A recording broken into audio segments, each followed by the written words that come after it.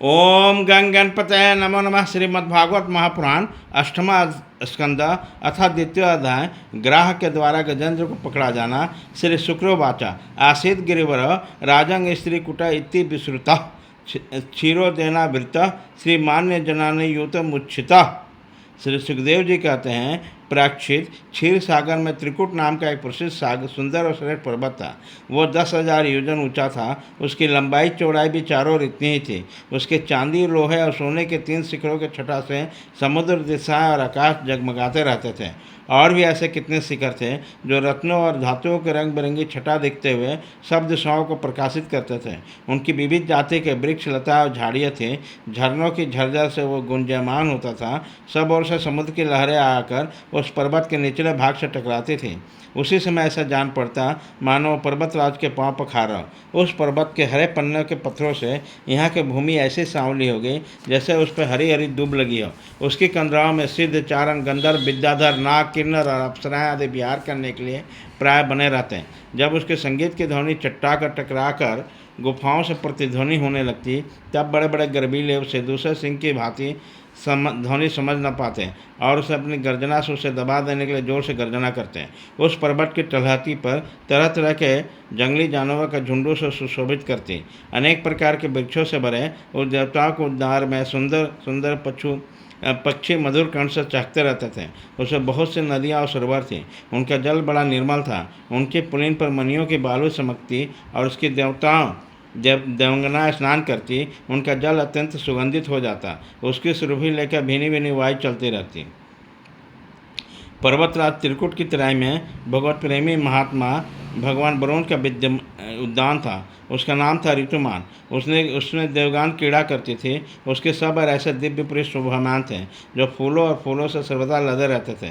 उस उद्यान में मंदार, परिजात, गुलाब, अशोक, चंपा, तरह तरह के आम, प्रियाल, कटहल, आमला, सुपारी, नारियल, खजूर, बिजौरा, महुआ, साखो, ताड़, तमाल, असन, अर्जन, रीठा, गुल्लर, पाकर, बरगद, पलाव, चंदन, नीम के चनार, साल, देवदारू, दारू, ईंख, केला, जामुन, बैद, रुद्राक्ष, हरे, आंवला, बैल, कैथ, नींबू और भिलावे आदि के वृक्ष लहराते थे। इस उद्यान में एक बड़ा भारी सरोवर था और उसमें सुनहरे कमल खिलते थे। और भी विविध जाति के कुमुद, उत्पल, कहार, सतजल आदि कमलों की अनूठी छटा छिटक रही थी। मटवाले भौरे गूंज रहे थे।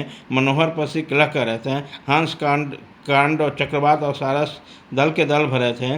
पनडुब्बी, बतख और पपीहे कूंज रहे थे। मछली और कछुओं का छलने से कमल का फूल हिल जाते, जिससे उनका पराग को झड़कर जल को सुंदर सुगंधित बना देता। कदम, बेद, निरुकुल, कदम्बलता, बेद आदि वृक्षों से घिरा था। कुंदुक, कुर्बक, कटसरिया, अशोक, सिरस, बनमल्लिका, लिसोड़ा, हरसिंगार, सुंजुही, नाग, पुनाग, जाति, मल्लिका, सतपद, माधवी और मोगरा आदि सुंदर सुंदर पुष्प वृक्ष और तट के दूसरे वृक्षों से भी जो प्रत्येक ऋतु में हरे भरे रहते थे, वह सरोवर में शोभामान रहते। उसी पर्वत के घोर जंगल में बहुत से हथनियों के साथ एक गजेंद्र निवास करता था। वह बड़े बड़े शक्तिशाली हाथियों का सरदार था। एक दिन वह उसी पर्वत पर अपने हथनियों के साथ काट वाले कीचक, बांस, बेत आदि बड़ी झाड़ी पेड़ों को रोकता हुआ घूम रहा था। उसके गंध मात्र से सिंह, हाथी, बाघ, घेड़े, हिंस्र जंतु, नाग तथा काले, गोरे, सरप, चमड़ीगा आदि डर कर भाग जाया करते हैं। और उसकी कृपा से भेड़िए, सुअर, भैंस, रिक्ष, शल्य, लंगूर, कुत्ते, बंदर, हरिण और खरगोश आदि क्षुद्र दूत सब कुछ निर्भय विचरते रहते थे। उसके पीछे पीछे हाथियों के छोटे छोटे बच्चे दौड़ते रहते हैं। बड़े बड़े हाथी और हथनियों भी उसे घेरे हुए चलते हैं। उसकी धमक से पहाड़ एक बार कांप उठता था। उसके गंड स्थल में चपकते हुए मर्द का पान करते हुए साथ भौरे भी टूटते जा रहे थे। मद के कारण उसके नेत्र बिहल हो रहे थे। बड़े जोर की धूप थी, इसलिए वो व्याकुल हो गया तथा उसके साथियों के प्यास भी सताने लगे। उसी समय दूर से कमल के पराग से सुगंधित वायु की गंध सुनकर वशिष्ठ सरोवर की ओर चल पड़ा।